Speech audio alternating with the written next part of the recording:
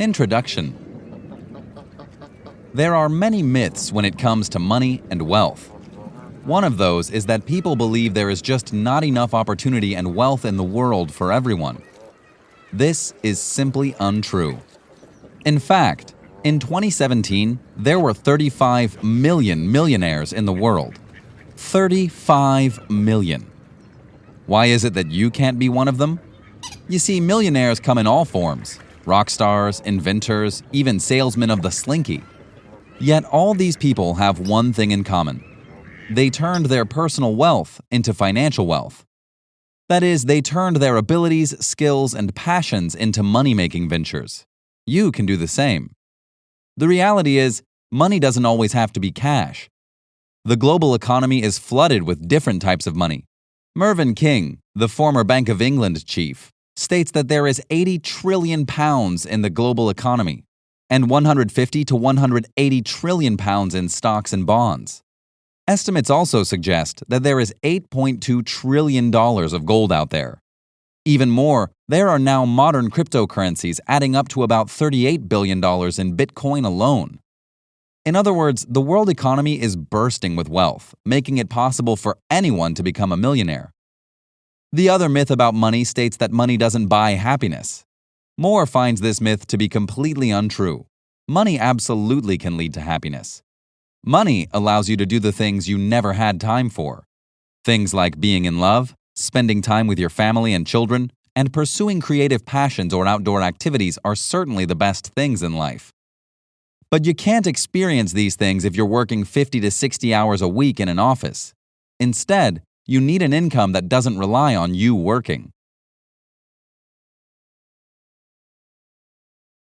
Chapter 1.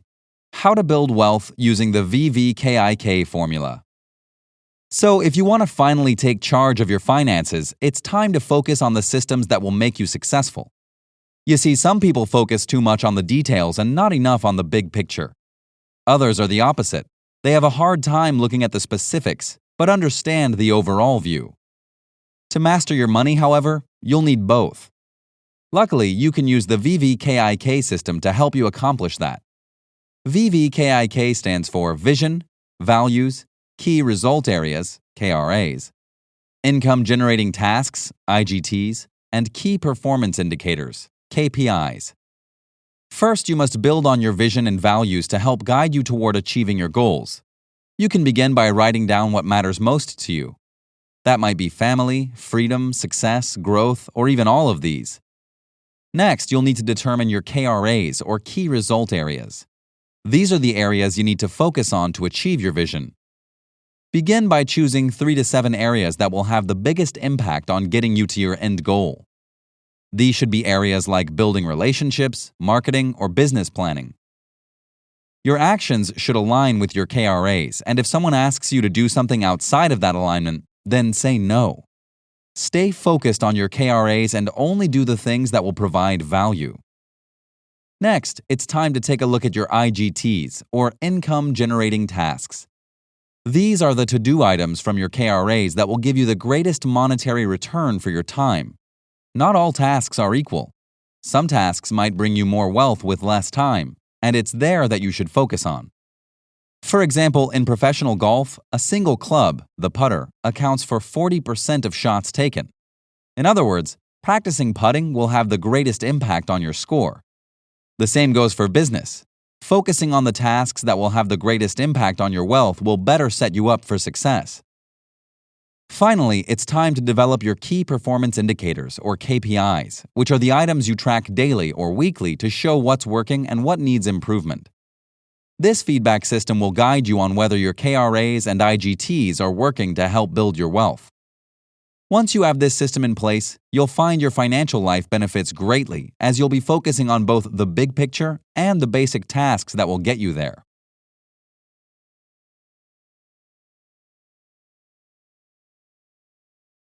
Chapter 2. Maximize your Common myth surrounding wealth is that you must work hard. You have to make sacrifices, hustle, and put in the work. It's time to let go of this myth. In fact, merely working hard is not sustainable if you want to become wealthy. You might enjoy your stable job with its decent salary, but when you add up all the hours you spend at your job plus the work you take home, you probably aren't making much per hour at all. Perhaps you're working overtime to earn more money. You're sacrificing your free time to earn just a little more money. Luckily, there's a better way to earn wealth. First, you must determine how much your hour is worth. To do this, you must understand your IGV, your income generating value. To calculate your IGV, add up the full number of hours you work every week, and not just time spent at your job. Let's say your time adds up to 55 hours after you include any side hustles or asset building. Any time you spend devoted to money counts. Next, you need to calculate how much you earn in a week. This isn't just salary, but income from interest, property, share dividends, or side hustles.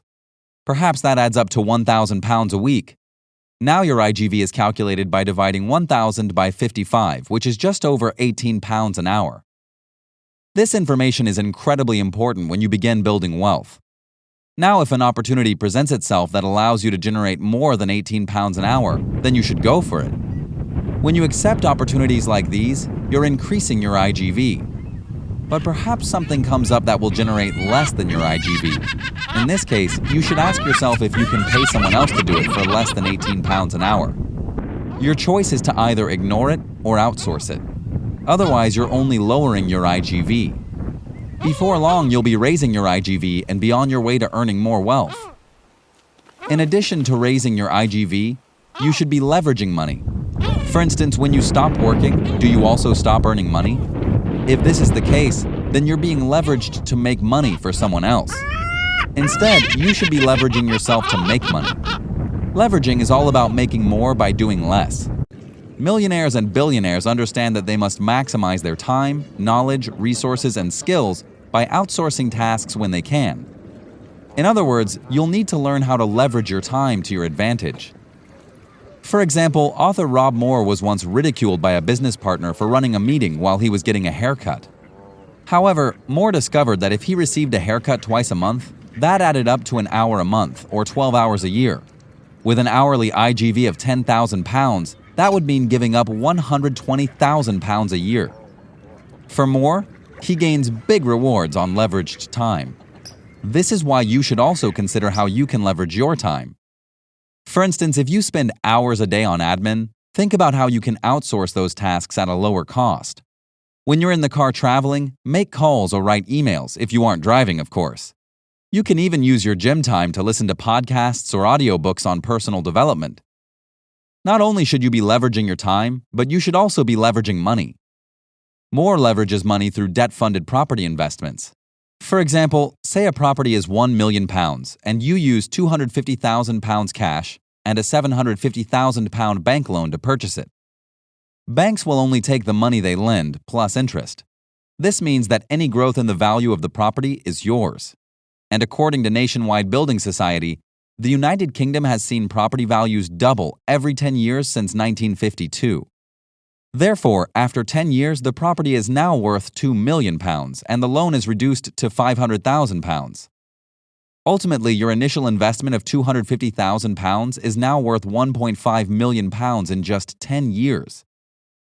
When it comes to leveraging, you must change your mindset and think like the rich. Instead of thinking, I should do that, rich people ask, how can I outsource that for less? Or, who can do that task for me? In the end, you need to use leverage to your advantage. Chapter 3. The Power of Compounding Money. Would you rather take $1 million right now, or 1 penny doubled every day for a month? When you look at the numbers at first, you might be tempted to take the $1 million, right? Well, the way the math works out, you'd be losing out on over $4 million if you took that option. Similarly, take a look at a water lily, which doubles in size every day. After 30 days, it covers the surface of the pond it's in. Yet on the 29th day, it only covers half the pond. The lily grows half of its size in just 1/30th of the time.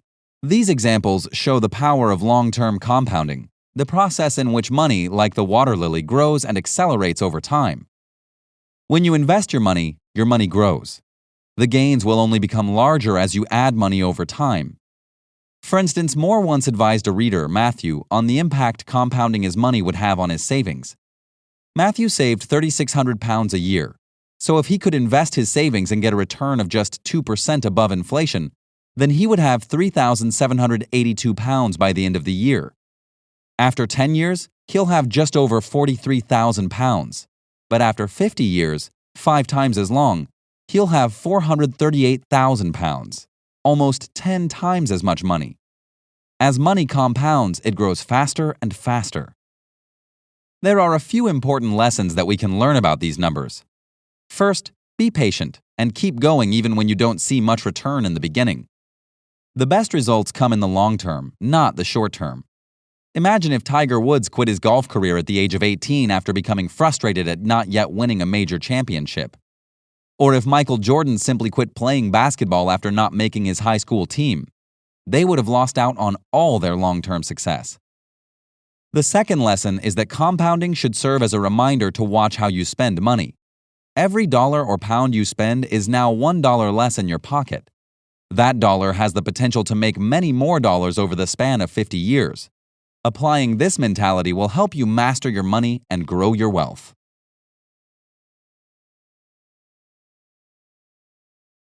Chapter 4. Set the right price.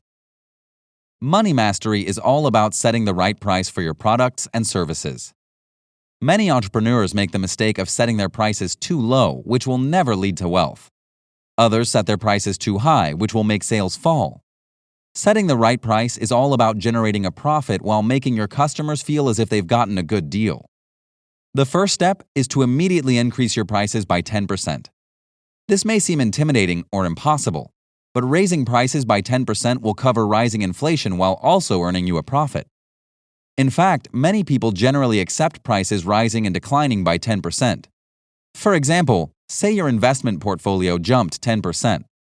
You probably wouldn't be overly excited about it.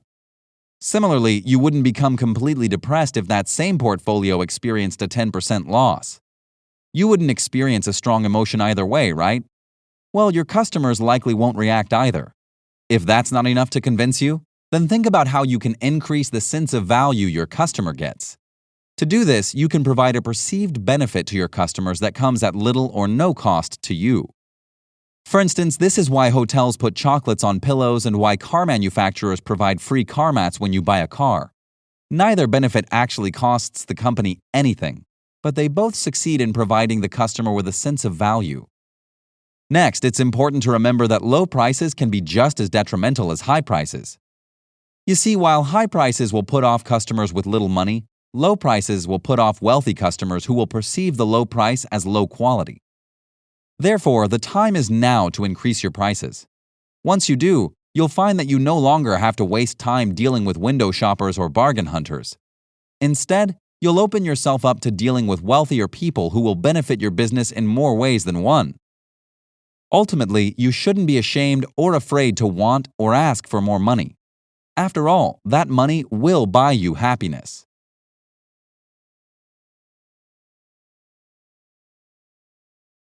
Final summary. Learning how to master money is the key to creating wealth for yourself. Anyone can do it. You just need to learn how. Begin by using the VVKIK formula to maximize your earning and wealth potential. Once you identify your key result areas and income-generating tasks, then you'll be able to determine the areas you should focus on that will generate the most wealth. Next, maximize your income-generating value by leveraging your time and money and taking on tasks that will increase your value and outsourcing tasks that won't.